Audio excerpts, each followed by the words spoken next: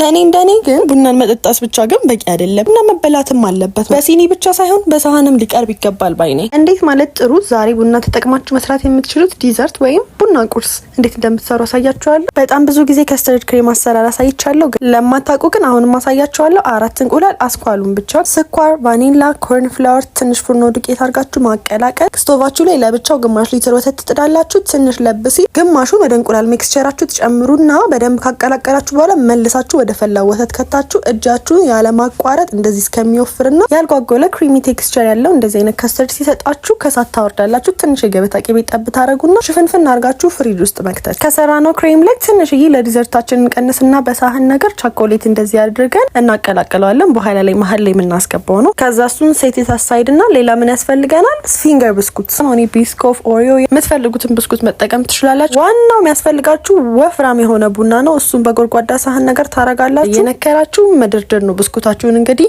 በደንብ ብስብስ አርጉት በኋላ እንዳይደርቅ፣ ግን ደግሞ በጣምም እንትን እንዳትሉት እዛው እጃችሁ ላይ እንዳይፈተፈት። እሱን ትደረድራላችሁ። ከዛ የሰራነውን ክሬም ከላይ ታፈሳላችሁ። በደንብ ማዳረስ ነው እንግዲህ ድርቅ እንዳይልባችሁ። ከዛ በወተትም ትችላላችሁ። ያው ቡና እንጠጣ የምትሉ በወተትም መስራት ትችላላችሁ። ደረቅ ያለ ስለመሰለኝ ወተት ጠብጠብ አድርጌያለሁ። ከዛ ለቾኮሌት ያቀላቀልንበትን ከስተርድ እሱን መሀል እያረኩ ብስኩት ክሬም እያረኩ ወደ ላይ እስከምፈልገው ድረስ ደርድሬያለሁ። መጨረሻ ላይ አናቱን በደንብ ክሬም አፍስሱበት። እንደኔ ዝርግት ያለ እቃ ከመጠቀም ደስ ያለ እቃ ብታደርጉት ሞር ወደ ላይ ድርብርብ ይልላችኋል። ከላይ ደቃቅ ብስኩት ነሰነስኩበትና ባዶ እንዳይሆን የሆነ ቸኮሌት ነገር እንደነገሩ አፍስሼበታለሁ። ሶ በደንብ ፍሪጅ ውስጥ ማቆየት አለባችሁ 2 3 4 ሰዓት። ከዛ አውጥታችሁ እንደፈለጋችሁ አድርጋችሁ መመገብ ትችላላችሁ። ግን እንደኔ ጠዋት ከቁርስ በኋላ ቤት ቡናው ሲፈላ ከጎኑ ደግሞ ይሄ እንደ ቡና ቁርስ ሲቀርብ አስባችሁታል ወይ ጋይስ?